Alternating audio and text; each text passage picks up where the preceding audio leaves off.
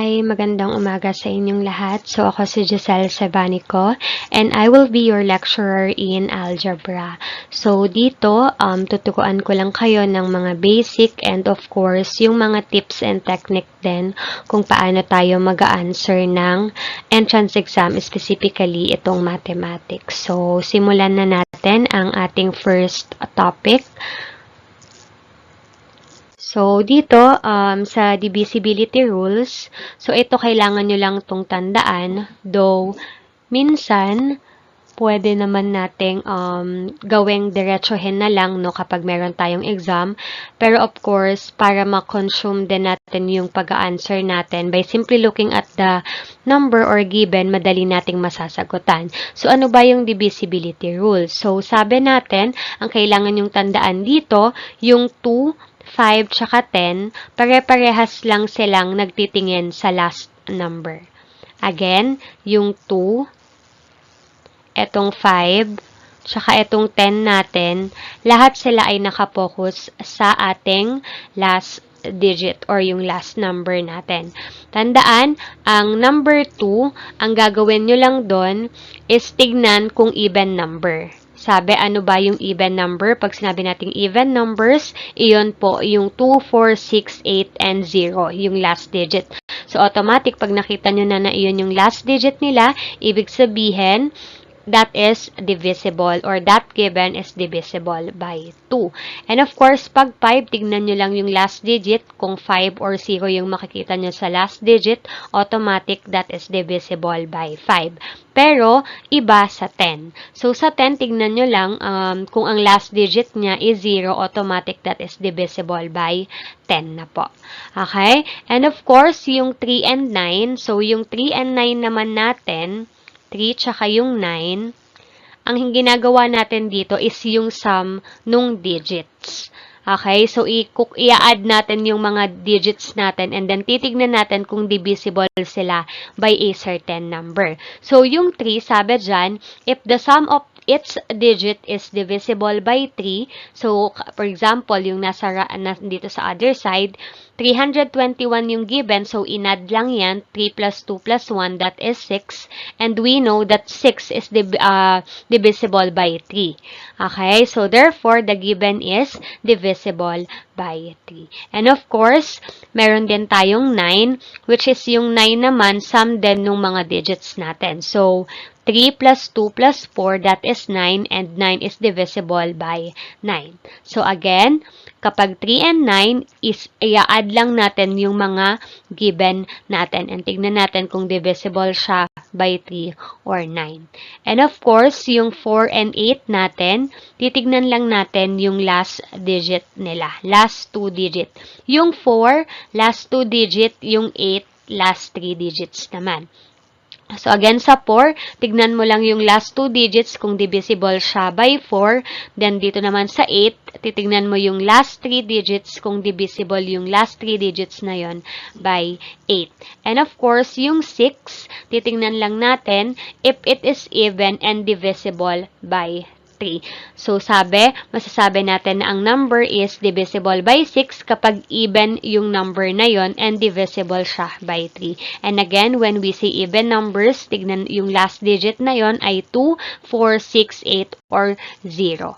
And of course, itong 7, ito medyo tricky ito. So, yung 7, if you double the last digit, okay, we have to subtract it from the remaining number and get 0 or a multiple of 7.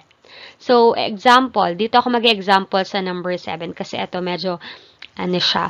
So, sa example natin sa 7, we have 574. Okay, 574. Sabi dyan, double the last digit. So, if we have, ang last digit natin dyan is 4. So, kung itong 4 is dodoblehin natin, yan ay magiging 8. Right?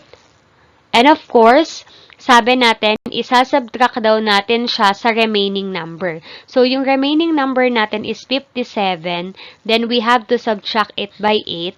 So, ang magiging sagot natin dyan is 49.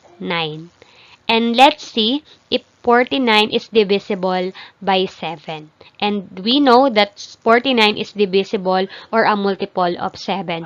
Therefore, 574 is a multiple or divisible by 7.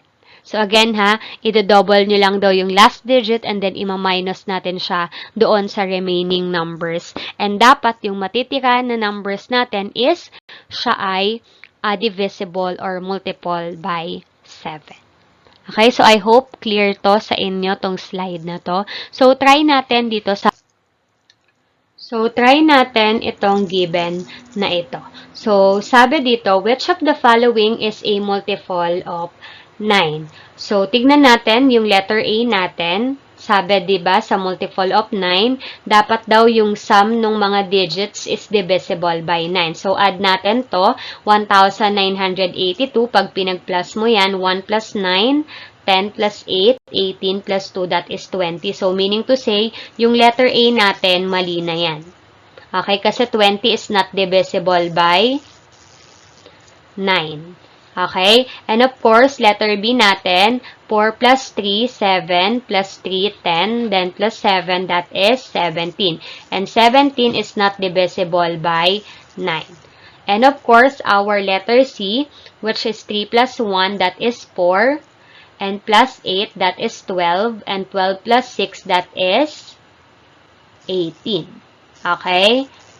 And, of course, we know that 18 is a multiple of 9. So, most probably, pwede natin siyang maging answer. Tignan natin yung letter D. 2 plus 4, that is 6. Okay? Plus 9, that is 15. Plus 7, that is 22. And 22 is not a multiple of 9. So, therefore, ang answer natin dito is letter C. Okay? Which is 3,186. Because when we add them, or when we add that digits, that is equal to 18, and we know that 18 is divisible by 9. Okay, so tamang sagot dito is letter C. Next, given tayo. So, which of the following number is divisible by 2? So, again, ang hinahanap dito is divisible daw by 2. Yan. So, sabi kanina, doon sa ating rules or divisibility rules, divisible by 2 ang given kapag even number siya. And again, when we say even, okay, pag sinabi nating even, iyan yung mga number that ends with 0, 2, 4, 6, and 8. Okay? So, tignan lang natin yung mga given. 461, as we can see, yung last digit na is 1. This is not divisible by 2 kasi hindi naman ito even number. This is odd number. So, meaning to say, ang A natin is eliminated na. Now, 254, last digit natin is 4. So, automatic, we can consider it or i-check natin siya as even natin. Okay? Kasi nag-end siya sa 4. Now, 203, hindi din kasi siya ay odd number, yung last digit. And 151, of course, this is also not considered. So, meaning to say, ang answer natin is 254. That is divisible by 2, according to our given. Tandaan nyo ha, hindi nyo naman na kailangan mag-prove dito, hindi nyo naman na kailangan ng solution dito kasi nga, hindi naman kayo nag-aaral inside the classroom.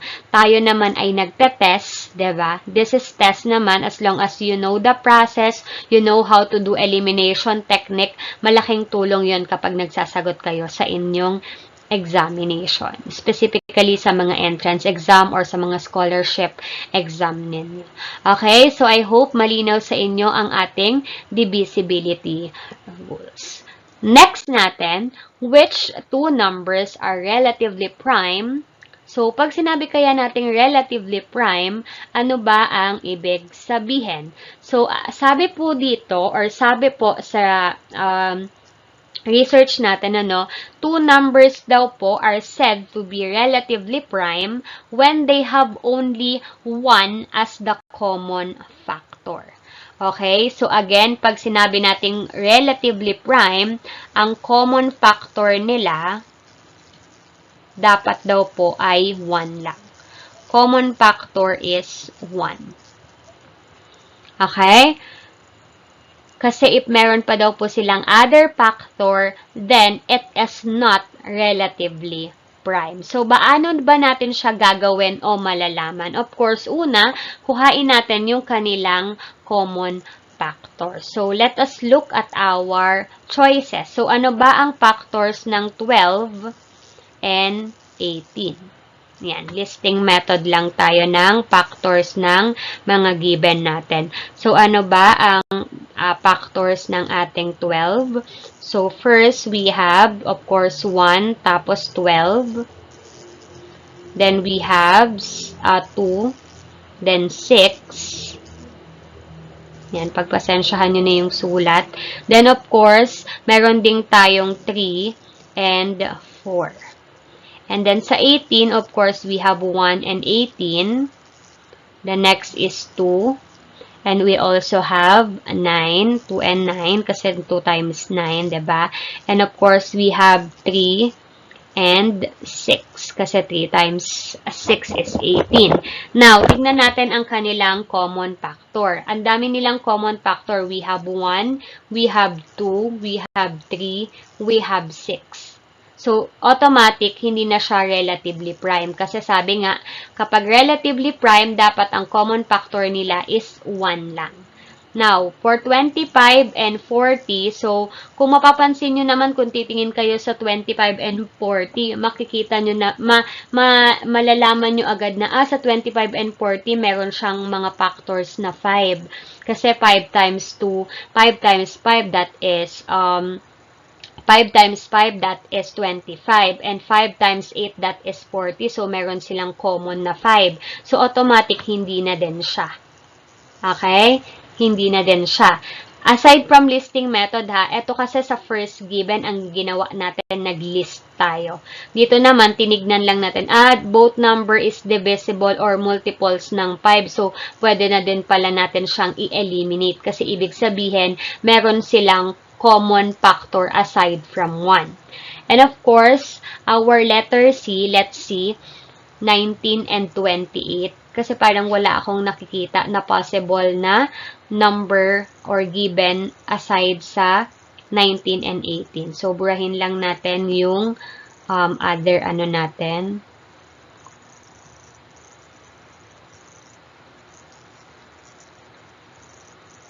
Ayan, so, burahin lang natin siya.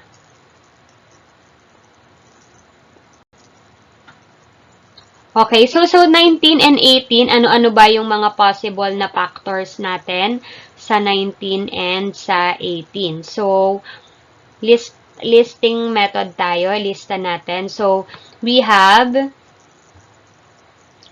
19 and 18. So, sulat lang natin ng maayos. 19 and 28. Sorry, rather, 28. 19 and 28. So, sa 19, meron tayong 1 and 19. Wala nang iba, right? Wala na tayong other number na pwedeng i-multiply aside sa 1 and 19. And of course, sa 28, we have, of course, 1. Then we have 28. And then we have there 2. And 14. Ano pa? We also have 4 and 7. Right? And iyon na. So, as you can see, the only common factors that we have here is 1. So, therefore, these two numbers are relatively prime. Now, Ms. Giselle, kailangan pa ba natin i-check yung 21 and 49? Of course, hindi na. Bakit? Kasi pag sinag pa natin ang 21 o 49, magkakaroon tayo ng 2 answer. Mostly naman sa exam, hindi pwedeng nagkakaroon ng dalawang answer. Okay? So, hindi possible na nagkakaroon tayo ng dalawang answer. So, again, nabura lang yung ating solution. But again, ang pinakang answer natin dito is 19 and 28. That two numbers are our relatively prime.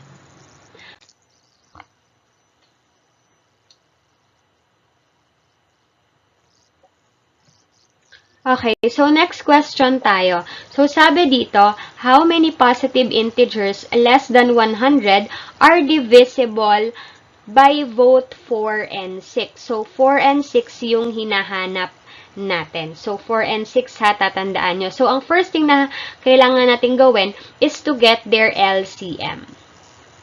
LCM po ng 4 and 6. Pag sinabi nating LCM, that is least common multiples.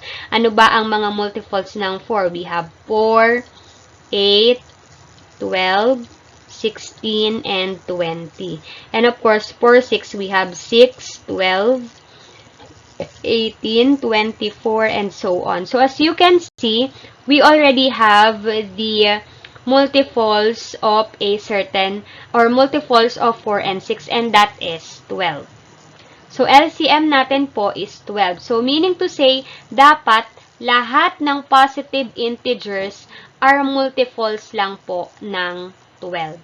So ano-ano ang multiples ng 12? We have 12, 24, 36, diba? 48, 60, 72, 84, and of course, we have 96. Meron pa yung kasunod kasi nga multiples daw ng 12. So, may kasunod pa yan. Now, bakit tayo tumigil sa 96? Kasi ang sabi po dito sa question, less than 100. Okay? Kaya tumigil na tayo sa 96. Then, let's just count. 1, 2, 3, 4, 5, 6, 7, 8. So, again, question is how many positive integers less than 100 are divisible by both 4 and 6? That is, the answer here is letter C, and that is 8. Okay? So, again, pag may nakita po kayong ganyang question sa atin pong exam, that is how po ang gagawin natin. Okay? So, I hope this is clear po sa inyo. Let's proceed to the next question. So, in our next question, sabi dyan, express the set of all even numbers less than 10 in set builder notation. So, may nakalagay dito sa gilid. That is how we can write a set builder notation po. Okay? So, sabi dyan, when we say set builder notation, it is our way of describing a set using a rule or a condition. Okay? So, when we say set builder notation, dapat meron tayong tamang representation or tamang symbol. Okay? Now, so basically, sa ating option A, mali na yan agad. Bakit? Kasi, sabi nga natin, pag set builder notation daw, dapat meron tayong ganitong mga symbol. The set of X such that, diba, X is belong to the natural number, then we have the another symbol. Okay, and of course, letter D is also eliminated.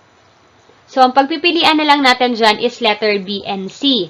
Now, based sa ating question, sabi dyan, express the set of all even numbers less than 10.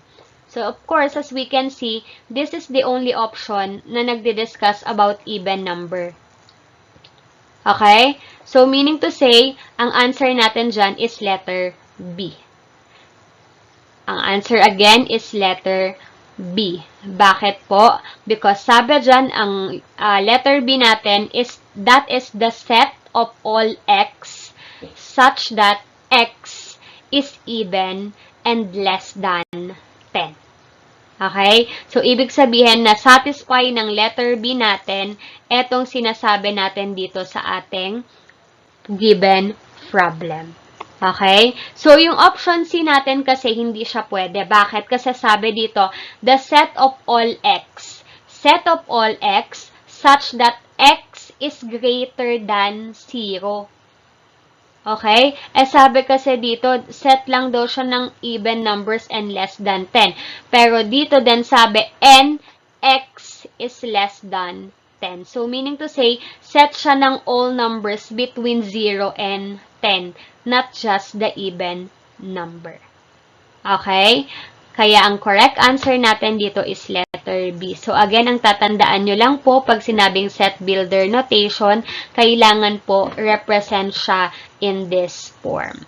And then, basahin lang pong mabuti ang ating given question. Okay po, yung given statement natin. Kasi nakadepende po iyan sa statement po natin. Okay po, so let's proceed to the next question. So, consider 620 is equal to 2 squared times 5 times 31. And 375 is equals to 3 times 5 raised to 3. Which is true. So, tignan pong mabuti in this problem. The numbers are already written in prime factorization form. So, meaning to say, hindi na po natin kailangan mag-factor. But, of course, let us try to find their GCF. Now, on finding the GCF, tignan na lang natin yung prime factors nila. Ano dito yung number na nag-appear ng parehas? Or alin dito yung number that appears in both given? So, in 620, we notice na meron tong 5. And then, ito din merong 5. So, meaning to say, ang possible GCF nila, or not possible, but ang GCF talaga nila is 5. Okay, that is the only common factor, 5. Now, we will use the smallest exponent. Of course, that is only 5. So, therefore, the answer here is this, letter B. GCF is 5. Now, bakit hindi GCF is 20, not 25? Kasi, of course, sabi nga natin, wala namang 25 dito sa ating given. So, basically, etong letter A is eliminated na sa ating choices. Now, etong LCM naman natin, 2 times 3 times 5 cube times 31. As you can see, kulang ng 2 dito. So, meaning to say, mali na din siya. Now, paano ko nalaman na kulang na to? Kasi kinombine lang naman niya itong mga prime factorization. Meron siya dyang 2 squared, tinimes niya sa 3, tinimes niya sa 5 cube, times, and then times 31. So, wala siyang squared, then kulang siya ng isa pang 5. Okay? And of course, bakit hindi 620 and 375? Kasi hindi relatively prime yung given natin na yan. Okay, so again, pag ganito ang kailangan yung tignan, tinitignan lang or inaalam kung ano yung true in the given statement, tignan nyo muna yung GCF. And again, kapag meron na kayong nakita na answer doon and sure na kayo doon, pwede nyo na siyang i-circle. Okay? So, again, hindi relatively prime ang 620 and 375. And again, when we say relatively prime, dapat ang kanilang factor ay isa lang. Okay? So, eto kasi, yung 620 and 375, meron niyang GCF which is 5 nga. So, meaning to say, hindi na siya relatively prime. So, the correct answer here, or which is true in this statement, that is only letter B. I hope clear to sa inyo ha, at hindi nagke-create ng confusion on your end. Next question tayo. Okay, so next question tayo. Properties of the whole number m. So, sabi dyan, m is odd, m is a multiple of 9, m is between 50 and 120, m minus 4, and m plus 4 are prime numbers. Find a value that satisfy all the properties of m listed above. So, A, 63, 72, 81, and 99. So, this letter B, we can already eliminate this kasi ang sabi dito, m is odd. Diba? Eh, ang given natin na, which is the 72, that is an even number. Now, sabi m is a multiple of 9. Ano ba yung mga multiple of 9? Diba, ayan yung 9, 18, 27, 36, 45, 54, 63, 72, 81, 90, and 99. So, lahat ng choices natin ay nag-satisfy ng properties ng 2 and 3 kasi lahat din naman sila is between 50 and 120. Now, let's see which given will satisfy the properties number 4. Which is, sabi dyan, yung m daw. So, try natin yung first choice. So, 63 daw minus 4 is equal to 59. Okay? And of course, 63 plus 4, that is 67. 7. So, wala na, both of these are prime numbers. Bakit? Kasi wala nang other given. Wala nang other choices or wala nang other na numbers na pwede nating i-multiply kay 59 at 67 aside from the number n itself. But, okay, so meaning to say, ang correct answer natin dito is letter A, 63. Now, tignan natin yung 81. Pero sabi ko nga sa inyo, hindi nyo na kailangan itry yan. Kasi, kung meron na kayong isang naging tamang sagot na satisfy sa equation ninyo, ibig sabihin, iyon na yung sagot. Kasi nga, sa choices naman natin, or sa exam, hindi pwedeng nagkakaroon ng dalawang sagot. Kahit sa board exam pa yan, dapat isa lang ang sagot sa bawat number. And, of course, let's try again, 63, sorry, that is 81 na nga pala. Okay, so, 81 yung ating, next na choices. So, we have here 81. So, sabi 81 minus 4, that is 81 minus 4, that is 77. And of course, 81 plus 4, that is 85. And as we know, this number are not a prime numbers. Bakit? Kasi meron pa tayong pwedeng i-multiply dyan aside from the number n itself. So, automatic, sabi nga natin kanina, the option A is the correct answer, which is 63.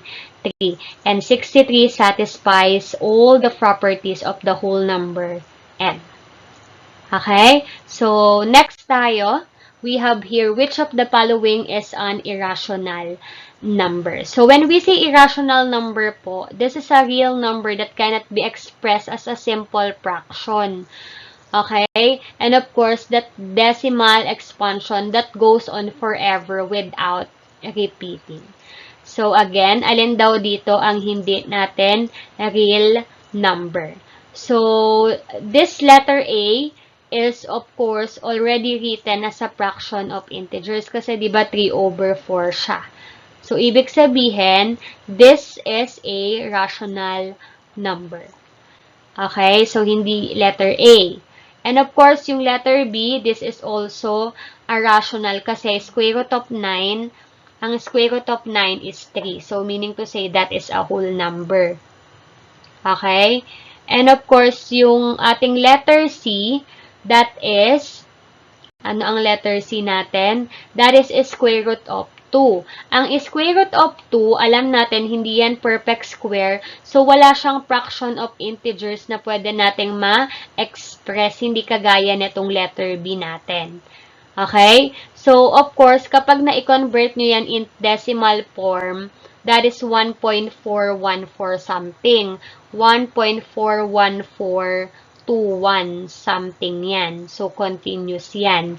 Now, etong negative 5, automatic, that is a integer. So, ibig sabihin, rational number to. So, ang answer natin dito is etong letter C. That is 1.41421. Now, dito sa gilid natin, meron dyang nakalagay na rational numbers para mas madali nyong matandaan. Sabi, kapag rational number, it can be expressed, of course, into fraction. Then, yung pwede siyang maging integers. Ayan, merong integers dyan. Pag sabi natin integers, positive or negative number yan. Of course, it can be also a whole number and the natural number. Now, Miss Giselle, etong rational numbers, meron naman tayong 9.454545. Bakit siya naging rational numbers? Kasi pag sinabi natin, kapag sinabi natin na rational numbers, pwede yung may decimal number na nauulit. Pero kapag hindi nauulit yung given natin or yung numbers natin sa decimal, we can consider it as an irrational number. Okay? So, example, I hope it is clear ha, yung negative 2 or square root of 2. 1.41421 something yan. Now, Ms. Giselle, paano namin malalaman yung value nyo? Dito pa lang sa given, alam nyo na ang letter C dapat yung sagot dyan. Bakit? Kasi nga ang question natin is irrational number. Ang letter A, pasok siya sa rational number kasi written in a fraction siya. Ang B, square root of 3, square root of 9, the answer is 3, automatic siya ay rational. And of course, negative 5, that is integers, automatic siya ay rational. So, ang irrational lang dito is itong letter C, which is ang square root of 2. Okay? So, ang tatandaan nyo lang, if yung nasa number inside the square root ay not perfect, ibig sabihin, hindi nyo siya pwedeng i-express into integers. Ang kanyang value is magiging irrational talaga. Meaning, that decimal form number or that decimal numbers will go on non-terminating and non-repeating. Ibig sabihin, hindi pa ulit-ulit yung magiging value ng given natin. Okay? So, now, itong irrational numbers na pi, bakit kaya siya naging irrational number? Kasi di ba ang value ng pi is 3.1415, then 1926, ... So, this is example of non-terminating and non-repeating. Kaya siya naging irrational number.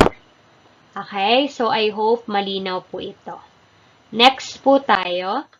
So, if f of x is equals to 2x minus 5, what is f and 7? Or what is f, then f natin is 7. So, ito madali lang kasi magsasubstitute lang naman tayo ng value ng f of x. So, papalitan lang natin dito yung mga value ng x ng 7. So, for our given, so we have here function of x is equal to 2x minus 5. And of course, 2x natin will be 7 minus 5.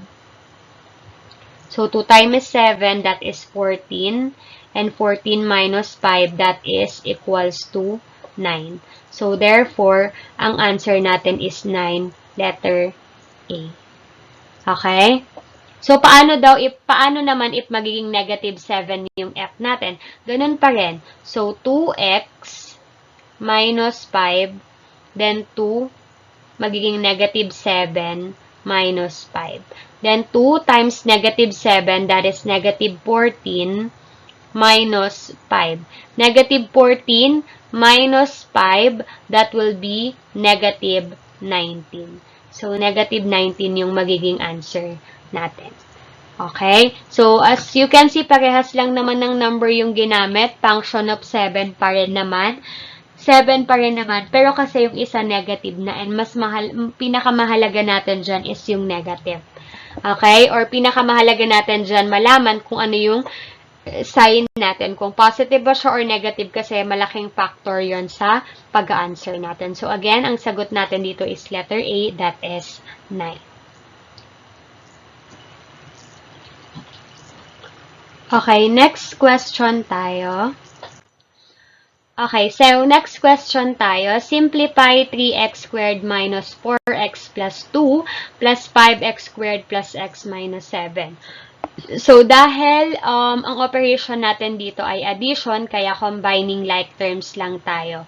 Kapag sinabi po nating like terms, ibig sabihin same variable at same exponent lang po dapat sila, ha? So, hindi tayo pwede basta-basta mag-add ng terms kung magkaiba yung variable or exponent natin. So, dito, i-combine lang natin yung 3x squared tsaka yung 5x squared. So, 3x squared plus 5x squared, that would be 8x squared. Now, dito sa exponent, wala tayong papakailaman dyan kasi sa rule po ng addition ng exponent, kino-copy lang po talaga yon. Hindi po siya pwedeng i-add, copy lang po yung same na exponent. And of course, negative 4x plus x, that would be negative 3x. Bakit siya naging negative 3x? Kasi, di ba, negative 4 plus 4x plus x. Di ba kasi sa rule ng integers, magkaiba ng sign, magma-minus. So, 4 minus 1, that is 3. That is 3x. And then, kakopy natin yung negative sign kasi mas mataas yung value ni 4. And si 4 ay may negative sign, kaya siya naging negative 3x. Now, yung last term natin, plus 2, or 2, plus negative 7. So, as you can see, magkaiba sila ng sign. So, kopyahin natin yung negative na sign kasi yun yung mas mataas doon sa ating given value, and that is negative 5. So, that is negative 5. So, ang tamang answer natin is 8x squared minus 3x minus 5. And that is letter A. Okay, again ha, tandaan nyo kapag nakita kayo ng kailangan i-simplify, check nyo muna yung operation. Pag ang operation ay addition, proceed lang kayo with adding the number. Okay? And, of course, next question tayo. So, sabi dyan, what is the result when the sum of 5 plus negative 7 is subtracted from the sum of 19 plus negative 8. Of course, first we have to simplify what is inside the bracket. So we have there 5 plus negative 7. And the other one po is we have 19 plus negative 8. Okay, pagpasensyahan nyo na yung sulat ha. So, 5 plus negative 7, we know that is negative 2. Bakit? Magkaiba ng sign, magma-minus. Now, nag-minus tayo, kinopya yung may mas malaking sign, which is yung negative 7. Kaya siya naging negative 2. Now, 19 plus negative 8, mas malaki yung value ng 19, kaya a positive yung magiging answer, and that would be 11. Kasi 19 minus 8, that is 11. Now, sabi, subtract as stated.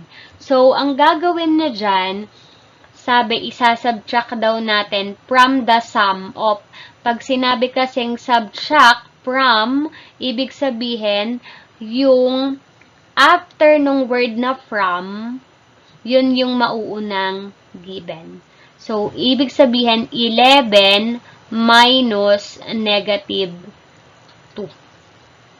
Okay? And of course, alam natin, 11 minus negative 2, we change the sign, so it will become positive na. So, the answer there will be positive 13. So, C, positive 13 is the answer.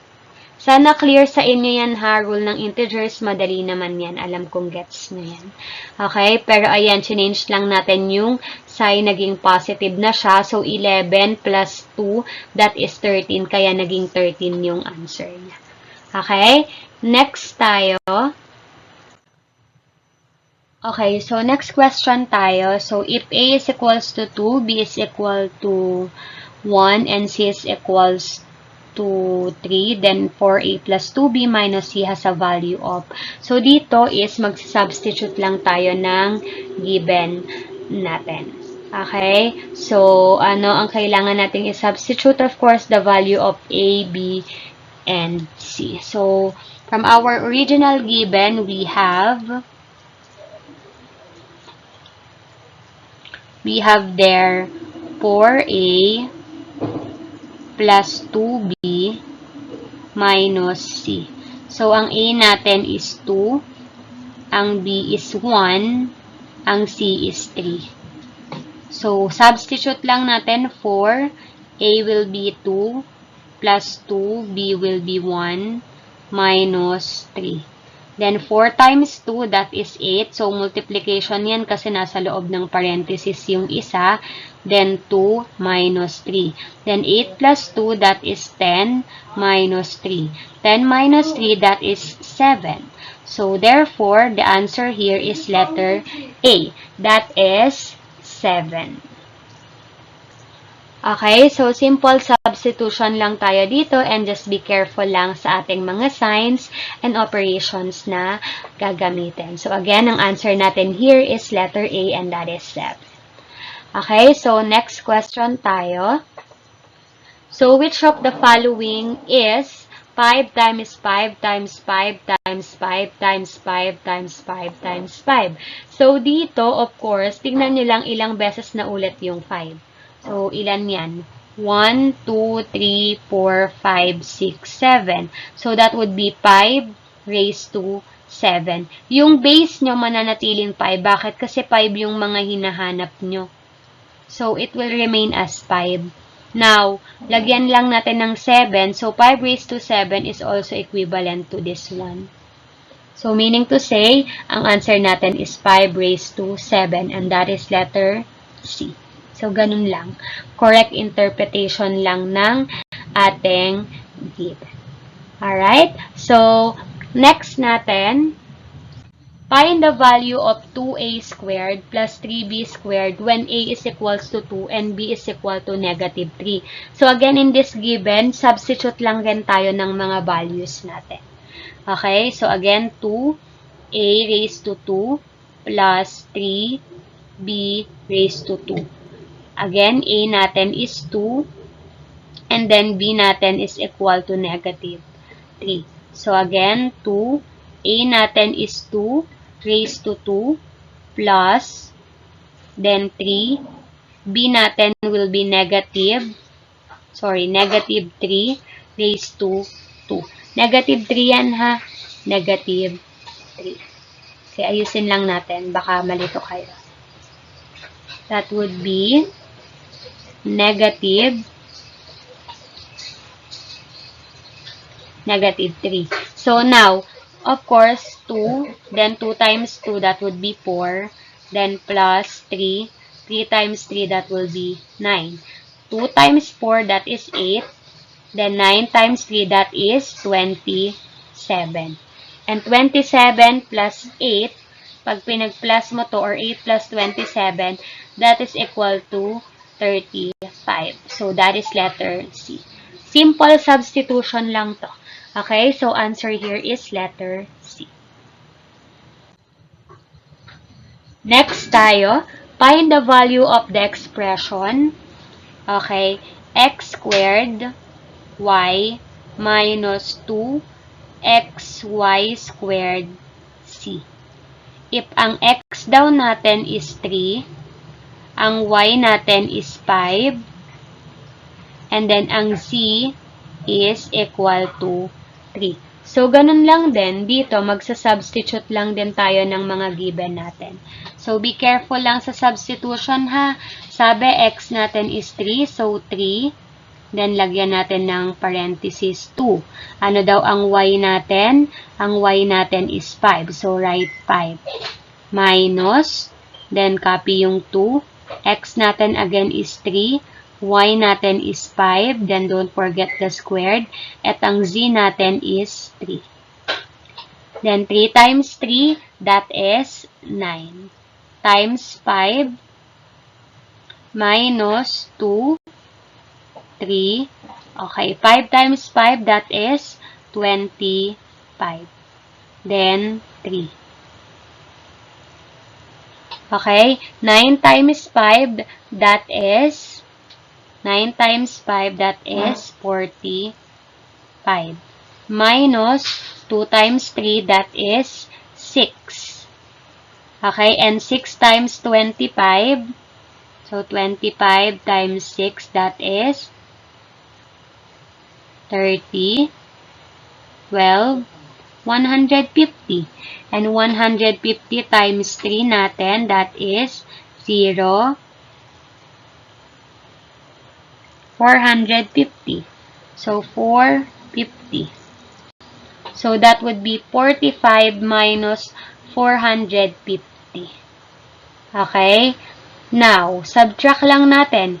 45 minus 450, of course, that is negative 405. And answer here is letter A. Negative 405. So, nakakalito lang talaga siya. Lalo na kapag marami ng numbers. Pero, basic multiplication lang naman ito. Okay? So, next question po. Okay, so next question tayo. So, sabi dito, evaluate 5 over 7 times 18 over 35 times 15 over 8. So, dito, okay lang naman kung magdiretso multiply na tayo sa lahat. Pero, mas prepare ko na mag-cancel tayo muna para mas mabilis lang nating ma-multiply ang bawat numbers. So, dito sa given natin, pwede na nating i-cancel ang 5 tsaka 35. So, 5 will become 1 and itong 35 ay magiging 7. Okay? And then, of course, etong 18 tsaka 8, etong 18 magiging 9. Then, 8 ay magiging 4. So, 1 times 9 is 9. Then, 15 times 9. Okay, that is 45. Then, 9. 135. So, ang numerator natin is 135. So, if you are going to use the yung tinuturo ko sa inyo na elimination technique. So, may nakita kayo ditong 135 letter B lang. So, ibig sabihin yun na yung sagot. Just make sure lang na tama yung ginagawa nyong process, ha? Baka mamaya mali, tapos pag may nakita kayong sagot, yun na agad yung gawin nyo. Hindi ganun. Okay? So, 7 times 7, that is 49. So, 49 times 4, that is 36. Then, 4 times 4 is 16. Then, 19. So, 196. So, 135 and 196 is the correct answer for the question. Wala na yung lowest term. Okay? So, next question tayo. When A is equal to 5 and B is equal to 2 over 7, which of the following expressions represent the smallest value? So, dito, of course, ang kailangan lang natin gawin is mag-substitute para malaman kung alin yung magre-represent ng smallest value natin sa given. So, itatry lang natin to. Like, magsa-substitute ka lang talaga. So, ang A mo is 5. Then, plus 2 over 7. So, dito, of course, multiply 7 times 5, that is 35, plus 2, that is 37 over 7. And then, convert it into decimal. So, 37 divided by 7. Now, do we really have to convert it into decimal? Kasi para mas madali nating ma-identify alin yung may smallest value.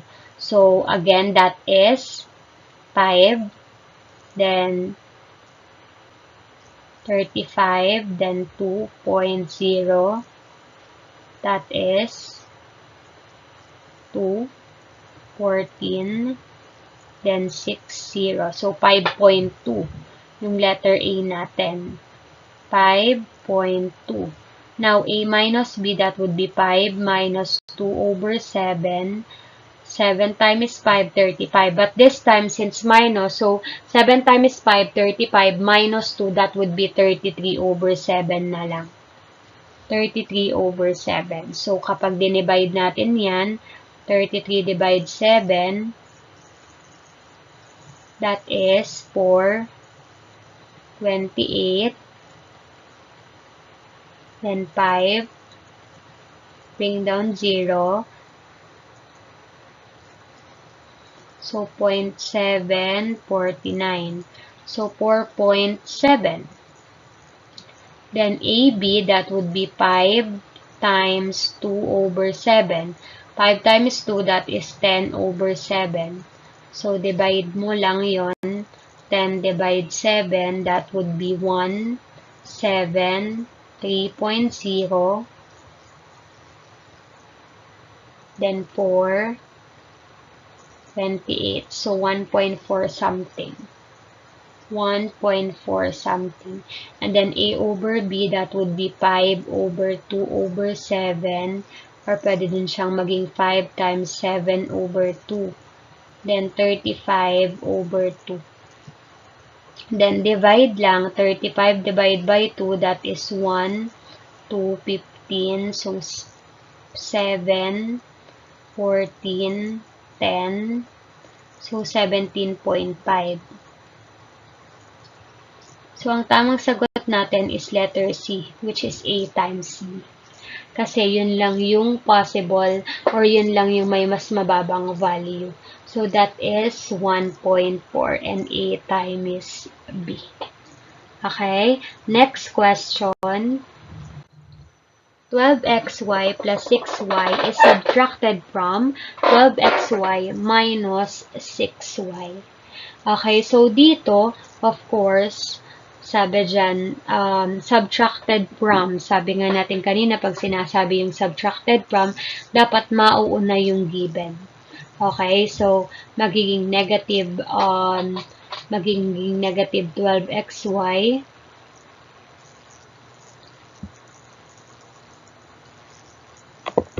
minus 6y minus, so magiging minus 12xy plus 6y, close parenthesis. So, magiging negative 12xy minus 6y minus 12xy minus 6y. Okay? So, 12xy minus 6y minus 12xy minus 6y. So, combining like terms lang tayo. So, combine 12xy minus 12xy. Ito yon. So, magiging negative 24xy. Then, negative 6y, that would be negative 12y. Okay? So, therefore, ang sagot is negative 24xy minus 12y. So, alin dyan ang nagsasatisfy ng given natin? That is letter A. Okay? Next. So, dito tayo sa ating next given. Negative 6xy cubed minus 2xy squared equals. So, negative 6, ibig sabihin lang yan is multiply natin siya ng 3 beses. So, negative 6xy, then cube, then negative 2xy, then squared. So, negative 6 times 6, negative 6 times negative 6. So, 6 times 6, that is 36. Then, 36 times 6, 216. So, negative 216x cubed y cubed. And then, times negative 2 times 2, that would be negative, that would be 4x squared y squared. Then 216 times 4. So that would be 24, 6, 8. So negative 864. And then, anong gagawin natin sa kanilang mga exponent at saka sa variable ay i-add natin kasi multiplication yung operation. So, x cubed times x squared, that would be x raised to 5. Then, y cubed tsaka y squared, that would be y raised to 5. So, the correct answer is negative 864 x raised to 5 y raised to 5. And that is letter B. This is the correct answer. Okay? So, next question po. Okay, so next given tayo. If 4x plus 4y is equals to 12, then 12x plus 12y, the result is, so eto, linear expression yung problem natin dito. So kapag may nakita kayo na ganitong item na hinahanap yung value ng isang expression, titignan nyo muna kung meron bang common factor yung buong expression. Kapag pare-pareho yung structure ng terms, pwede natin siyang i-factor out or para mas mabilis natin makuha yung sagot. So, dito naman, so meron tayong pwedeng i-multiply kasi dito. Yung first equation kasi natin, kompleto dito. So, ito yung first equation natin.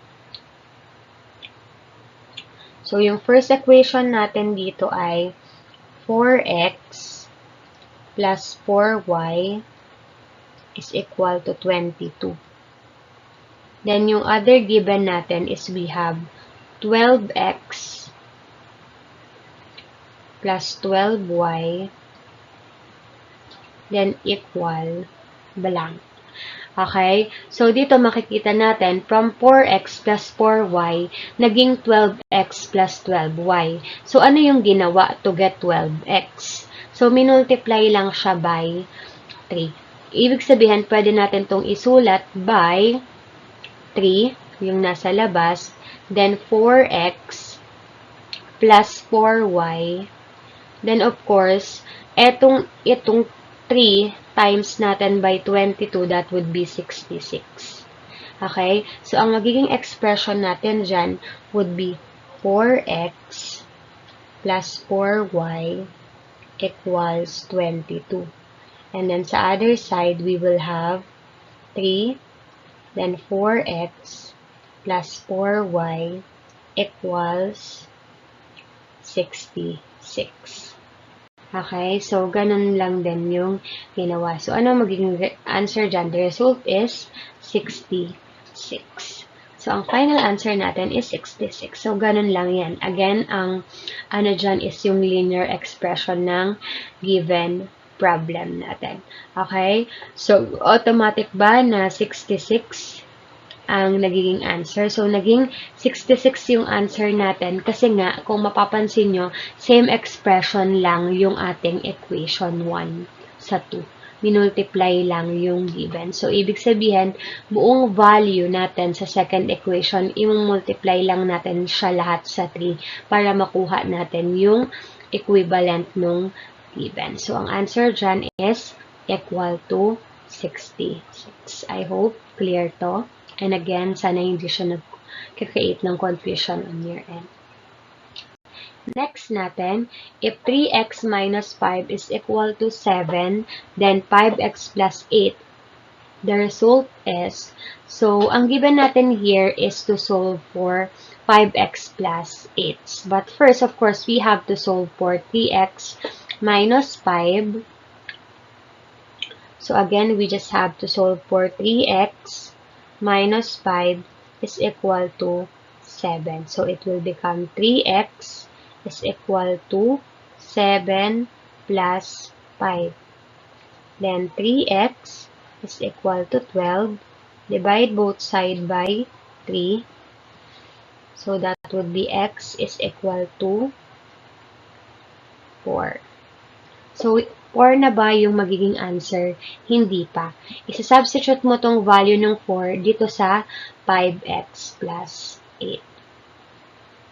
So, that would be 5, then 4 plus 8. So, that would be 20 plus 8. The answer is 28. So, 28 yung answer natin. That is letter C. Okay, again ha, ang first natin is sinolve natin tong first na given, then tsaka natin siya sinubstitute yung naging answer sa first given dito sa second para mahanap natin yung value niya. So, therefore, again, the answer here is 28. Next. So, if the sum of the first two of the 5 consecutive odd integers is 52, what is the sum of the last two digits? So, dito sabi, if the sum of 5 consecutive integers, so we can rewrite it as, if the sum of the first two, so first two daw, so ito yung first integers natin, then yung next natin is x plus 2. Bakit x? Bakit x? X is representation ng first given natin. First consecutive odd integer. And then, itong x plus 2 is yung first 2 naman. Ito yung second. Okay? Then, sabi, that is daw. Pag is, di ba sabi natin, kapag is, equivalent yan sa equal sign. 52. Okay? Now, gagamit tayo ng representation dyan. So, gumamit tayo ng representation sa bawat equation natin. Kasi, ang sabi nga natin dyan, odd numbers ay nag-i-increase ng 2. Again, ang representation natin dyan ay x, which is, this is our first number, and ang second number natin is x plus 2. Okay? So, ngayon, meron na tayong equation. Sabi dyan, sum daw ng first 5 consecutive integers. So, ang gagawin lang natin dyan, of course, first we have to combine our like terms. So, x plus x, that would be 2x. Then, plus 2 is equal to 52. Then, 2x is equal to 52 minus 2. 2x is equal to 50. Then, divide both side by 2. That would be x is equal to 25. So, 25 na ba yung magiging answer? Hindi pa. Okay? Hindi pa siya yung magiging answer. So, x lang natin is 25. So, sabi, let the first odd integers be x. So, magiging 25 ang ating first integer. Okay? And then, ang ating second integer, sabi dyan, representation natin, x plus 2. So, x natin will be 25 plus 2, that is 27. So, ito yung second integers natin. Okay? And then, of course, ang third integer natin will be represented as x plus 4. So, x will be 25 plus 4, that would be 29. So, ayan ha, meron na tayong 25, 27, and 29. Ang hinahanap ay 5 consecutive odd integers. So, meron pa tayong x plus, after ng x plus 4, meron pa tayong x plus 6, tsaka x plus 8. So, papalitan lang natin yung x ng 25. So, 25 plus 6, that would be 31. And then, 25 plus 8, that would be 33. So, 29, 31, and 33. Ang tinatanong is, alin daw yung sum nung last two integers. So, ito yung last two integers natin. So, i-add lang natin sila. 31 plus 33, that is 64. And the answer here is letter D, 64. Okay, I hope clear yan sa inyo. Now, bakit tayo gumagamit ng representation na x? Ba't naging x plus 2? Bakit naging x plus 4? Kasi nga, iyan, kapag ginagamit nyo yan sa ating given, ang magiging answer niyan lagi is the prime or the odd integers. Okay? Yung consecutive integers na tinatawag natin. Okay? So, ang answer natin again is 64. Next tayo. If 3x plus 4 represents an odd number, what must be the sum of the next two consecutive odd integers?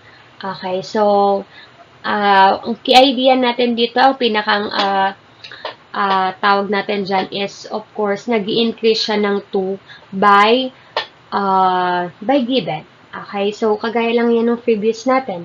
So, if that is 3x plus 4, odd number daw, what must be the sum of the next two consecutive? So, 3x plus 4, ang magiging next number dyan is 3x plus 6, then 3x plus 8. Now, sabi natin, etong dalawa, i-combine lang natin yan. So, 3x plus 6 tsaka 3x plus 8, combine natin ang 3x tsaka 3x magiging 6x. And then, 8, 6 plus 8, that would be 14. Okay? So, therefore, ang answer is 6x plus 14 and that is letter D. Ganun lang siya. Kasi sabi, what must be the sum of the next two consecutive odd numbers? So, odd number tayo. So, 3x plus 6 tsaka 3x plus 8 lang. Wala pa naman kasing given. So, this is just the representation of an odd number. Kaya wala tayong kailangan gawin to find the value of our x. Okay? So, representation pa lang ito ng ating pinakang odd number. And of course, we can get the sum naman ng next two numbers kasi meron nga tayong first na given which is our 3x plus 4. Okay po? So, next tayo. Next given natin is we have x squared minus 9x plus 20. So, eto, of course, this is factoring. Kapag ganito ang given, pwede tayong mag-cross method. Okay? So, isip lang tayo ng dalawang number, okay, two numbers, na kapag minultiply, ang sagot ay 20, pero kapag inad, ang sagot ay 9. Okay? So, ano ba yung mga factors ng 20? We have 1 times 20, we have 4 times 5, yun lang naman yung possible. Okay? So, ngayon, sabi dito, dapat ang, kapag inad natin, dapat ang sagot maging sagot ay negative 9. Of course, gagamit tayo dito ng other sign. So, dahil ang middle term natin ay negative 9, dapat parehas negative sign ang mapipili nating number. So, eto, gawin nating negative sign parehas. Now, let's see. Negative 4 times negative 5, ang sagot ay positive 20. Pero negative 4 plus negative 5, ano ang sagot? That would be negative 9, which is tama. Okay? So, ibig sabihin, na-satisfy niya yung equation or na-satisfy niya yung given natin. Now, alin dito sa choices yung parehas may negative sign? Letter A. X minus 4, X minus 5. So, therefore, ayan yung tamang sagot. Dito naman, tatandaan nyo ha, kapag factoring, hindi nyo na kailangan pang magtagal. Pwede nyo ngang tignan na lang yung given eh. Diba, again, ang tatandaan nyo dito kapag quadratic yung given natin, tignan nyo lang yung last digit. Yung last digit, isip kayo ng factor niya, na kapag inad, dapat ang magiging sagot yung nasa middle. Pero kapag minultiply, ang sagot dapat ito. Kaya ito yung unang natin ginawa. Nilist natin yung factors nila. Okay? Now, kung mahihirapan kayo kasi, paano ba, ano ba yung negative, ano ba yung positive, or alin ba yung negative sa dalawang yan? Pwede naman kayong mag-proceed na dito sa choices. Pwede kayong mag-FOIL method kung alin yung lalabas dito. Ito nga lang yung process na tinuturo ko sa inyo ngayon, yung mag-check pa kayo isa-isa, medyo mahaba. Pero, mas make sure nyo naman na tama yung sagot. So, pwede kayong mag-multiply lang. Pwede nyo i-multiply lang yung last term. Or, yung last term. So, example, ito. Negative 1 times negative 20. Positive 20 yung sagot. So, pwede ito. Pero ito, negative 5 plus negative 5 times positive 4. That is negative 20. So, automatic mali na yung sagot dito. Okay? So, iyon. Pwede kayo, kung nahihirapan kayo mag-isip ng factor nila, kung nalilito kayo, alin yung pwedeng maging negative or ano yung pwedeng maging positive, mag-trial and error kayo by using FOIL method dito sa ating given. FOIL method lang kayo. Then, tingnan nyo kung alin yung magsasatisfy sa equation natin or sa given problem natin. Alright? Next question tayo. We have here, divide 20 square root of 81 by 5 square root of 9. Okay? So, dito, simple division lang. But, of course, first we have to rewrite it.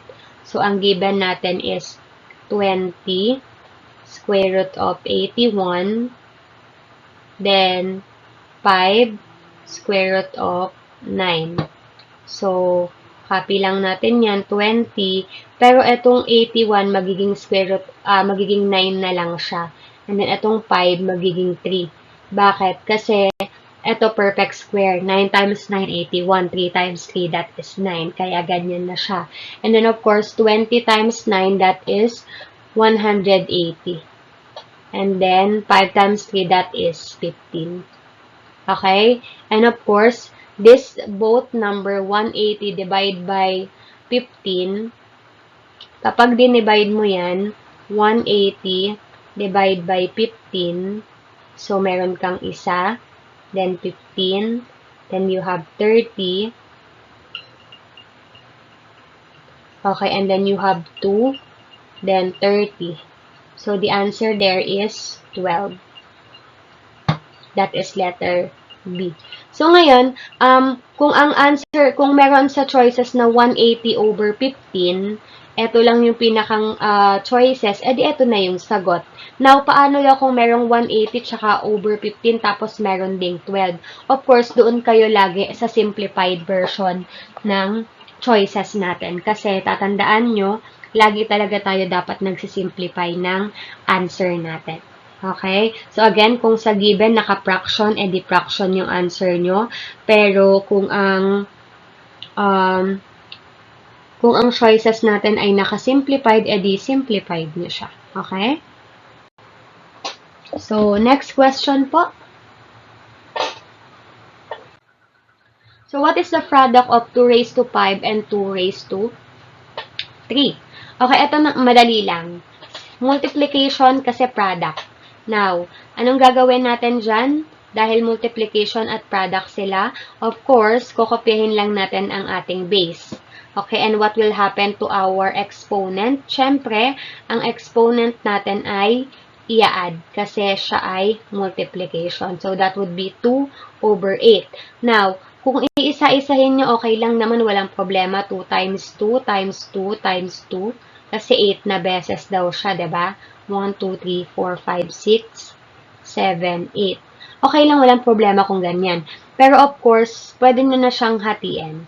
Okay, pwede natin siyang gawing 2 raised to 4, then 2 raised to 4. Okay, 2 raised to 4, 2 times 2, 4, 4 times 2, 8, 8 times 2, 16. Okay, that is 16. Now, sabi natin 16 times 16. Let's see, 16 times 16, 6 times 6, that is 36. 6 times 1, 6 plus 3, 9. 1 times 6, that is 6. 1 times 1, that is 1. Now, 6, 5, 1. The answer is 256, and that is letter B. Okay? So, again, bakit naging 2 raised to 4? Kasi hinati natin sa 4. Mas madali kasi. Okay? Pwede din naman, pwede ba natin gawing 2 raised to 2 kasi mas madali. 4, pwede naman. Depende sa inyo yan. Okay? Pwede nga, diretsuhin na natin to 2 times 2, 4, 4 times 2, 8, 8 times 2, 16, 16 times 2, 32, 32 times 2, that is 64. Okay? So, depende yun sa inyo. Pwede din itong technique na kinompress lang natin para mas madali natin masolve. Next question tayo. The quotient when y raised to 5 over 6 is divided by y 2 over 6. So, dito, ang gagawin lang natin since may base na y at same naman sila, law of exponent lang tayo. Okay? So, dito, law of exponent lang tayo. Ang exponent natin dito is 5 over 6. Then, we have divide by 2 over 6. So, ang gagawin lang natin, of course, 5 minus 2, that would be 3 over 6 or 1 half. Copy the base, so that would be y 1 half. That is letter C. Okay po. So, again, kung same base naman, walang problema. Then, same naman sila ng denominator dito. So, 5 minus 2 lang siya, kaya naging 3. Then, we can reduce it into lowest term, and that would be 1 over 2 or 1 half. Alright? Okay, so next question tayo. So, sabi dito, the zeros of p of x is equals to x raised to 5 plus x raised to 4 minus 16x minus 16 are blank. So, dito, ang una natin gagawin is, of course, is i-factor natin by grouping. So, factor natin sila by grouping. So, that would be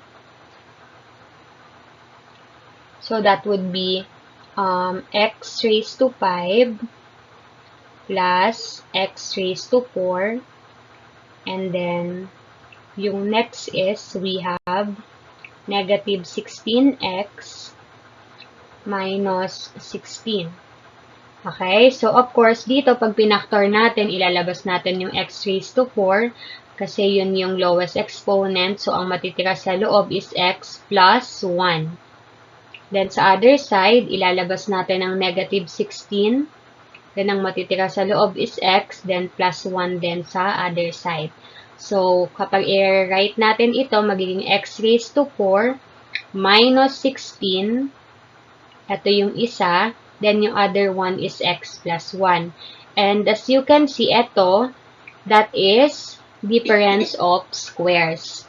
Okay? Or factor using the difference of squares. So, x raised to 16, x raised to 4 minus 16, we can rewrite it as x squared plus 4. And then the other one is x squared minus 4. Okay, of course, ito ang difference of two squares. So, ang gagawin natin dyan, difference of squares, ang gagawin natin dyan, that will become yung x squared minus 4, that will be x minus 2 and x plus 2. Okay? So, therefore, ang ating mga factors na ay magiging x plus 1, iyon yung nauna, which is ito, sunod ito. Okay? So, that is x squared plus 4. And then, next na itong dalawa. X minus 2 and x plus 2. Now, sabi, alin daw yung zeros? So, equate natin siya into 0. X plus 1 is equal to 0. Then, x is equal to negative 1. Then, x squared plus 4 equals to 0. That would be x squared is equal to negative 4. And then, sa other side, x minus 2 is equal to 0. So, that would be x is equal to 2. And then, lastly, x plus 2 is equal to 0. Then, x is equal to negative 2. So, ang mga value natin is we have negative 1 as our x. We have negative 1. Then, we have positive 2. And then, we have negative 2. Negative 1, positive 2, and negative 2. And that is letter B. Now, Miss Giselle, bakit hindi natin sinali yung negative 4? Okay, x squared is equal to negative 4. Kapag ka nagkaroon tayo ng negative na sagot dito tas naka-squared yung given natin, ibig sabihin that is imaginary roots. Okay? Magbibigay kasi siya sa atin ng imaginary roots. Again ha, kapag negative lang, yung nagiging answer then is squared. Imaginary roots na, it will gives us imaginary roots. So, therefore, hindi natin siya pwedeng ma-consider as the zeros of our given. Okay, tandaan niyo yan ha. Kapag naka-squared ang given, tapos naging negative yung value ng other one, ibig sabihin, that is not a zeros of a certain number. Okay, imaginary roots lang siya ng given. Next. Okay, which of the following is not a factor of x raised to 4 minus 1? So, ano ang napansin nyo sa ating given? So, kung napansin nyo, x raised to 4 minus 1, this is already a difference of squares. So, difference of squares, of course, that will be, magiging ano siya, x squared minus 1, and then the other one is x squared plus 1. Tandaan nyo lang, pag difference of squares, positive tsaka negative yun, nagiging yung kanyang factor. Now, eto ulit, yung x squared minus 1, so kukuhain naman natin ulit yung other factor niyan, which is x plus 1 and x minus 1. So, kung isusulat natin kung alin yung mga factors neto, that would be x squared plus 1. Then, we have x plus 1, and we have x minus 1. So, tignan natin sa choices, alin daw dito ang hindi factor. So, meron tayong x plus 1, so eliminate. X squared plus 1, meron. X minus 1, meron. So, therefore, ang answer natin is x cubed minus 1. Okay? Next po. Okay, so the sum of the three natural numbers is 24. The second number is 5 times the first number, and the third number is 10 more than the first. Find the largest number. So, ang gagawin lang natin dito is, of course, gagamit tayo ng mga representation ng ating mga number. So, again, yung first natin, sabi dyan is, of course, x lang yan. Then, the second number is 5 times the first number. So, 5, pag sabing 5 times the first number, so 5x lang yon.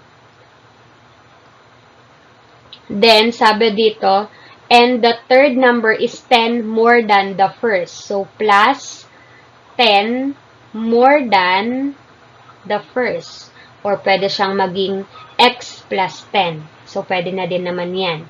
Okay? So, ito yung mga equation natin. Now, of course, sabi dapat daw 24 siya. Okay? So, ngayon, i-combine lang natin ng like terms. So, 5x, tsaka x, that will be 7x. Then, plus 10 equals to 24. And then, 7x copy lang is equal to 24 minus 10. Kasi nilipat na sa other side.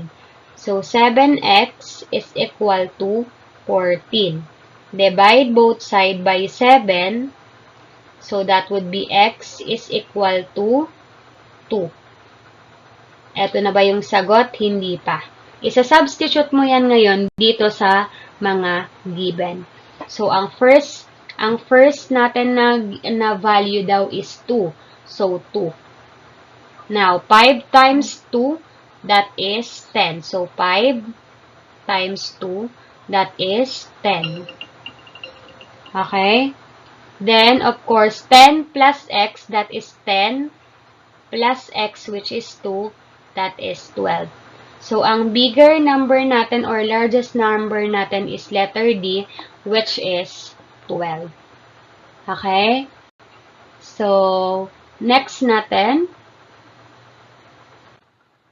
if the sum of 1/2 a number and 2/3 of the number is 3 more than the number is, okay, again, sabi dyan, if the sum of 1/2, so 1/2 of a number and 2/3 of a number is, again, pag is equal yon, 3 more than the number. So, that is x plus 3. Then, the number daw is blank. So, of course, dito kailangan natin hanapin yung LCD.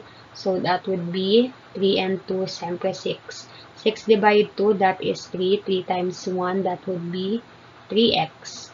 Then, plus 6 divide 3, that is 2. 2 times 2, that is 4x. Then, equals 2x plus 3. Okay? And then, of course, 3x plus 4x, that is 7x over 6. Then, that is equals to x plus 3. Then, of course, we have to divide both sides by negative x. So, magiging, ito yan ha, continuation. 7x over 6 minus x equals x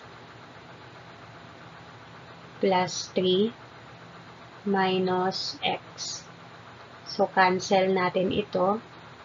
So, ang matitira dito is 7x over 6x minus x is equal to 3.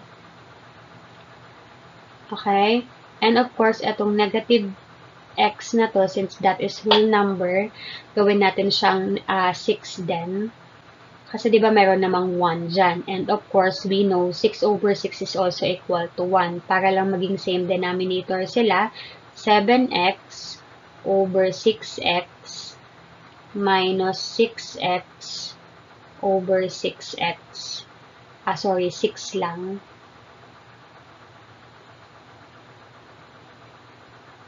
Okay, 6 lang. Then, that is equals to 3. And of course, 7x and then 6x nga. 6x, sorry, wala ng x to ha. Tanggalin nyo na lang. Namali lang ako ng kopya. Nalagyan ko siya ng x. Diba sabi sa inyo, mahilig ako sa x. Kidding aside. So, ayun, walang x yan ha. Then, na-divide natin both side by x, diba? Then, 7x over 6 minus 6x is equal to 3. Now, 7x minus 6x, ang matitira na lang dyan is x over 6 is equal to 3. Then, divide natin siya both side by 6 kasi yun yung nasa denominator para ma-cancel. So, magiging, ayan siya ha, x is equal to 18. So, this will be the answer. That is letter D. Okay? Again ha, ano siya kanina? X over 6 is equal to 3. Tapos, kailangan nating makancel tong si x. So, na-divide natin siya both side by 6. So, na-cancel si 6. So, ang natira is 6. X is equals to 6 times 3. That is 18. Kaya siya naging 18 dito. I hope that is clear. Next po.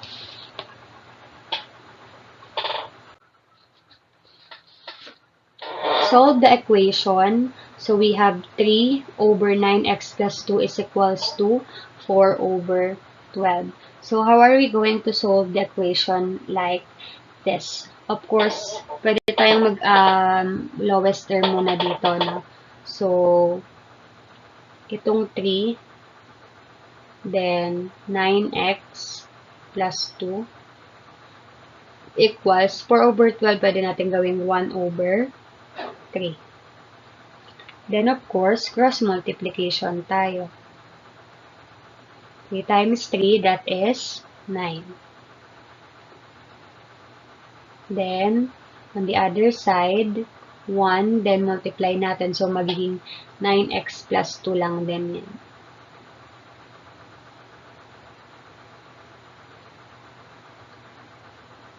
Okay? So, 9x plus 2. And then, of course, combining or simplify lang natin yung pinakang given natin. So, etong 2, itatranspose natin on the other side. So, that would be 9 minus 2 is equals to 9x. So, that would be 7 is equal to 9x. Then, divide both side by 9. So, that would be x is equal to 7 over 9. So, correct answer here is letter B, 7 over 9. Next po. Okay, so, the value of x in the equation 6x minus 5 times 3 plus 2x is equals to x minus 10 is, so dito ang gagawin natin is didistribute muna natin yung 5 dito sa mga given. So, 6x minus 15 minus 10x is equal to x minus 10. So, of course, na-combine na natin ang like term, ko-combine na natin ng like term. So, 6x minus 15 minus 10x. So, that would be 6x minus 10x. That would be negative 4x minus 15 equals x minus 10. Then, subtract natin both side by negative x. So, that is negative 5x minus 15 equals, cancel na to, minus 10. Okay? So, negative 5x transpose natin sa other side. So, that would be negative 10 plus 15. So, negative 5x is equal to positive 5. Okay, dito ko lang continue sa other side. Okay, so ang natira natin is negative 5x is equal to 5. Okay, then divide natin both side by negative 5. So, magiging x is equal to 5 divided by negative 5, 1. So, x is equal to negative 1. So, the answer is letter C. Next, the value in the equation 5x minus 2, 3 plus 2x is equals to x minus 10.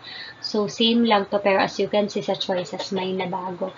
So, ganun din, distribute lang din muna natin yung nasa loob. So, 5x minus 6 plus, sorry, that would be minus na pala dapat, minus 4x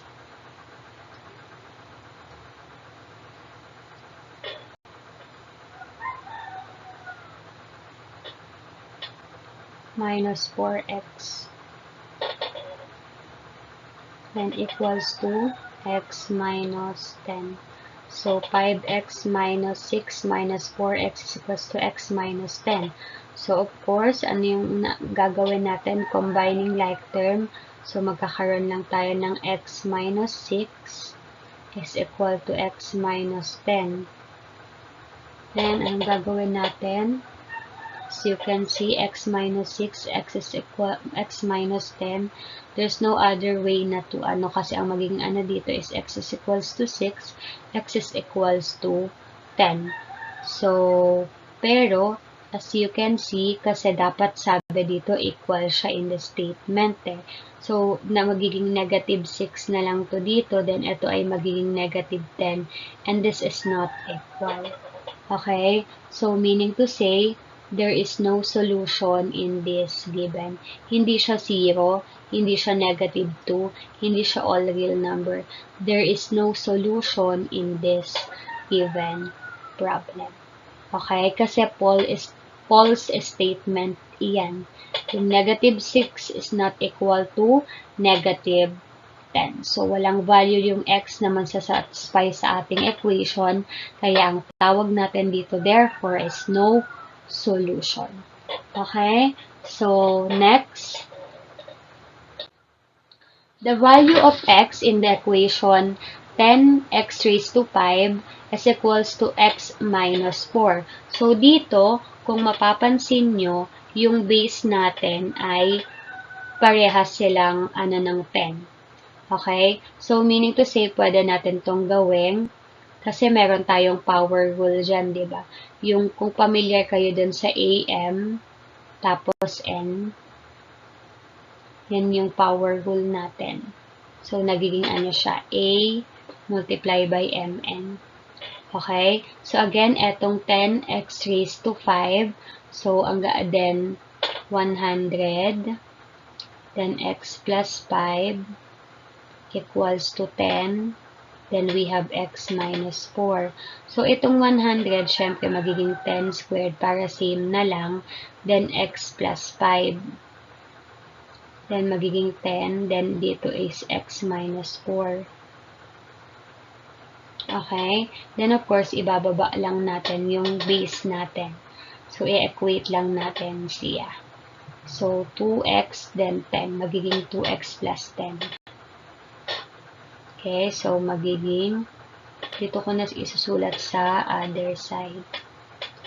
So, magiging 2x plus 5. Yan siya. Then, itong other side is x minus 4 lang talaga siya. So, 2x plus 10 equals x minus 4. Okay? And then, anong gagawin natin? 2x plus 10, x minus 4. So, imove lang natin yung variable. So, that would be 2x minus x is equal to negative 4 and negative 10. So, 2x minus x, that would be x, is equal to negative 14. So, therefore, ang answer natin in this given is negative 14. And that is letter A. Alright? So, again, pag nakakita kayo ng ganyan ha, yung value ng x equation, tignan nyo muna kung same sila ng base. Okay? So, next tayo. The solution for the system of equation x minus 3y is equal to 10 and 2x minus 3y is equal to 5. So, this is solving system of equation or system of linear equation. Pag ganito, pwede tayong mag-elimination method.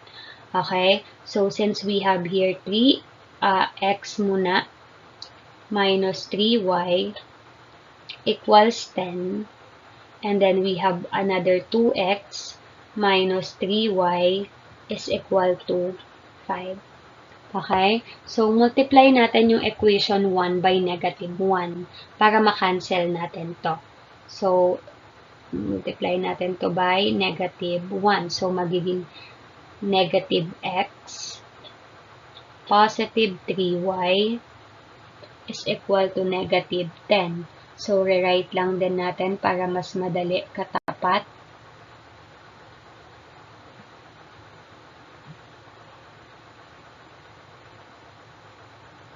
So, minus 3y equals to 5. So, cancel natin yan. Then, ito ay magiging x is equal to, negative 10 plus 5. That would be negative 5. So, x is equals to negative 5. Now, etong negative 5, isa-substitute natin siya dito sa second equation. Okay? So, 2, then negative 5 minus 3y is equal to 5. So, that would be negative 10 minus 3y is equal to 5. Now, negative 3y is equal to 15. Kasi diba negative 10, ililipat mo magiging positive 10. So, 5 plus 10, 15. Then, divide both side by negative 3 by negative 3. So, y is equal to negative 5. So, ang value ng x ay negative 5. Ang value ng y ay negative 5. So, therefore, negative 5, negative 5. And that is letter A. Okay? Next po. The solution for the system of equation 5x plus 2 is equal to 8. So, as you can see, absolute value po yan. Pag sinabi nating absolute value, nasa loob siya ng, of course, ng absolute value sign. Pero lagi niyong tatandaan, pag sinabing absolute value, distance yun ng number from 0. Kaya laging positive or 0. Hindi tinitignan yung side inside. Okay? Kunwari 8. Negative 8. 8 pa rin siya. So, ang given natin dito is 5x plus 2. Therefore, that is 8. So, again, dito ay gagawa tayo ng, sabi nga natin, kapag absolute value, pwedeng positive, pwedeng negative. Depende siya. So, dito, gagawa tayo ng isang negative, yung isa ay positive. Absolute value ng 5x plus 2 equals to negative 8. Okay? So, of course, solve case number 1 tayo, 5x plus 2. So, that would be 5x is equal to 8 minus 2. That would be 6. Divide both side by 5. So, x is equal to 6 over 5.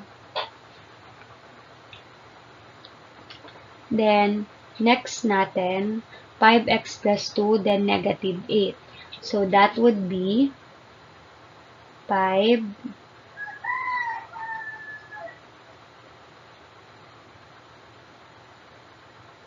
5x plus 2 equals to negative 8. So, 5x is equals to negative 8 plus negative 2. So, that would be 5x is equals to negative 10. Divide both side by 5. That would be x is equal to negative 2. So, negative 2 and 6 over 5. So, negative 2, 6 over 5. That is letter A.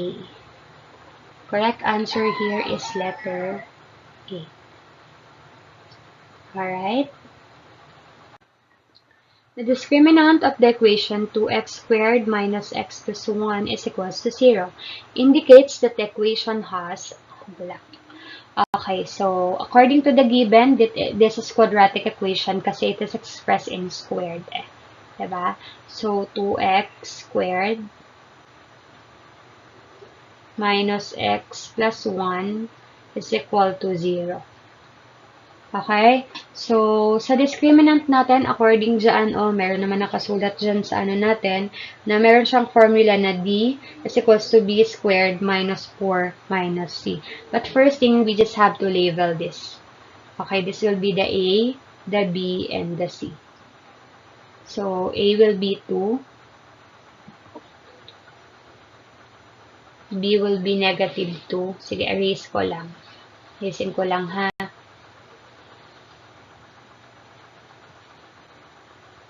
So, A is equal to 2. B is negative 1. C is 1. Okay? So, substitute lang daw natin siya sa D is equal to B squared minus 4AC. Ang B natin is negative 1 squared minus 4 minus A 2 minus C 1. Okay? So, 1 times 1 will still be 1. Then, 2 times 1, 2. 4 times 2, 8. So, that would be 8. 1 minus 8, that would be negative 7. Okay? So, therefore, yung D natin is equal to negative 7. Kaya sabi dito, kapag ka daw ang given natin is greater than 0, ibig sabihin 2 real roots iyon. Pero kapag ka d mo is equal to 0, isang real root lang yon. Pero kapag d is less than 0, that is 2 complex root. So, ibig sabihin, the answer here is 2 complex solutions dito sa given natin. Kasi negative 7 yung naging answer eh. Okay, so again, kinuha muna natin yung discriminant gamit yung formula na b squared minus 4ac. Then, lumabas yung negative ang sagot, which is negative 7. Kaya, ibig sabihin talaga, wala siyang real solution. At ang roots niya ay complex. Tandaan nyo lang tong discriminant notes na to na narito sa gilid. Sobrang helpful dito. Ayan. Okay, next tayo. Okay, so for the function f of x is equals to 6 over x plus 2, which value makes the function undefined? So, sabi dito, ano daw yung nagpapa-undefined dito sa ating function? Pag sinabi natin undefined, di ba, yung denominator ay nagiging 0. So, ibig sabihin, kapag isinet natin yung value natin ng 0, or pinalitan yung value ng x na tas naging 0 yung denominator, automatic yun yung magpapa-undefined sa ating given. So now, tingin lang kayo sa denominator kapag ka-undefined yung pinapahanap. So, ang given natin is x plus 2.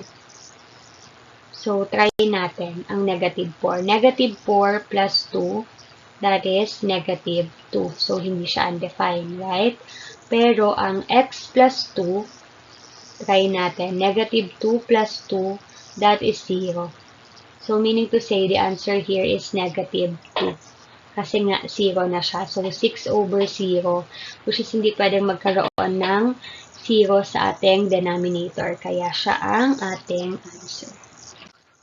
Next, if f of x is equals to 3x squared plus 4x plus 5, and q of x is equals to x plus 3, the value of q, which is the function of 4, that is what? So, let us see. So, the first thing that we have to do is to substitute the value of q of x. So, find f of 4.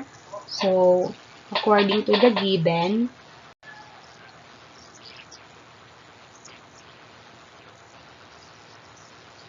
so we have here 3x squared plus 4x plus 5. So, substitute lang natin lahat ng 4. 3 raised to 4 4 to 4, then 5. So that would be 3. 4 times 4, that is 16. Plus 4 times 4, that is 16 plus 5. Then 16 times 3, that is 48. Plus 16 plus 5. Okay? So, pag in-add nyo yan lahat, 48, 16 plus 5, ang magiging answer niyan is 69. So, meaning to say, f of 4 is equal to 69. Now, itong na-compute natin dito, isa-substitute lang natin siya dito sa next natin na given. Okay? So, square root ng x plus 3. So, again, sabi natin, x natin will be 69 plus 3. Okay. So, that would be square root of 72.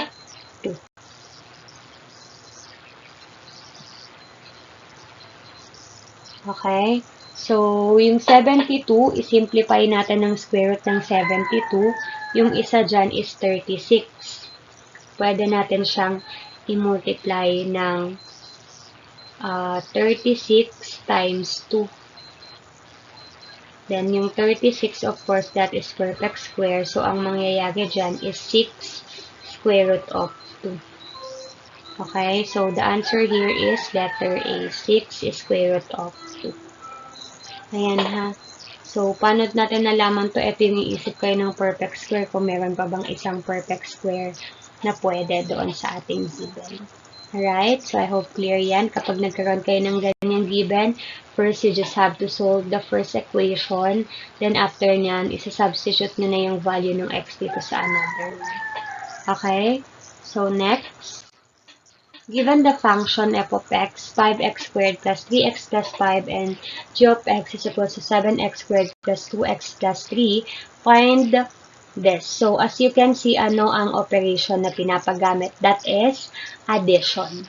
So, pag addition, of course, we just have to combine their like terms. So, 5x squared, same naman. So, 5x squared, that would be 12x squared. Next, 2x, 3x, that would be plus 5x. Okay? Then next, 3 plus 5, that is 8. So, the correct answer is 12x squared plus 5x plus 8. And that is letter A. So, 12x squared plus 5x plus 8. Again ha, tignan nyo lang yung pinapahanap. Pag pinapahanap sa operation, pag pinapahanap is addition, then we just have to combine the like terms. Next po. Okay, so given the function f of x is equals to 8x squared plus 3x minus 2 and g of x, negative 8x squared minus 5x plus 2, find f minus g of x. So dito, tandaan nyo kapag sabi ko nga sa inyo kanina, operation kayo unang titingin. Mahalaga yan, okay? So, dito dahil subtraction, so first step natin is we have to change the sign of all the subtrahend. So, 8x squared plus 3x minus 2. Then, we have negative 8x squared minus 5x plus 2. So, that will become 8x squared plus 3x minus 2 plus 8x squared plus 5x minus 2. Then, after nyan, combining like term tayo. So, combine natin ng 8 tsaka 8. So, 8 plus 8, that would be 8 and 8, that will become 16x squared. Then, 3x at 5x, that would be 8x.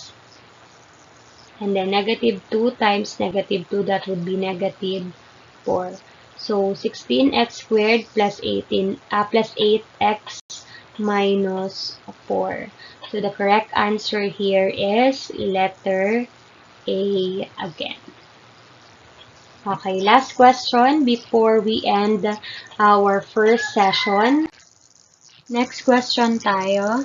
Last question for our first session. So, given the function f of x is equals to x squared minus 64 and g of x is equals to x plus 3, find p times g of x. So, dito, ang given natin is x squared minus 64. So, x squared minus 64. And then we have the another one, which is the x plus 3. Okay? So, ang kailangan lang gawin dito is we just have to distribute our given. Okay? So, we have the x squared, then x plus 3, then we have minus 64, then x plus 3. Then multiply.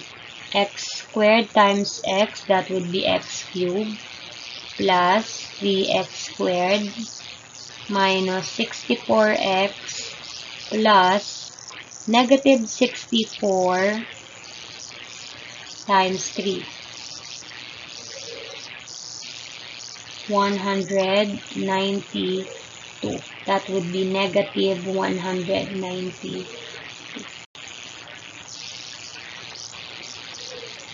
Okay? So, then that's it. So, x cubed plus 3x squared minus 64x minus 192.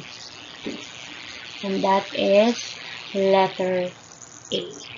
Okay, so, ganyan ang process kapag ka ang given natin ay multiplication. Okay, so I hope meron kayong natutunan sa ating first session, and don't worry kasi meron pa tayong mga susunod pa. I hope meron kayong natutunan kahit papaano, and I hope may mga tips and techniques din kayong napulot dito sa ating session. Yan lang for today, and then we will continue na lang on our next video. Thank you so much and good luck on your upcoming exam. God bless everyone.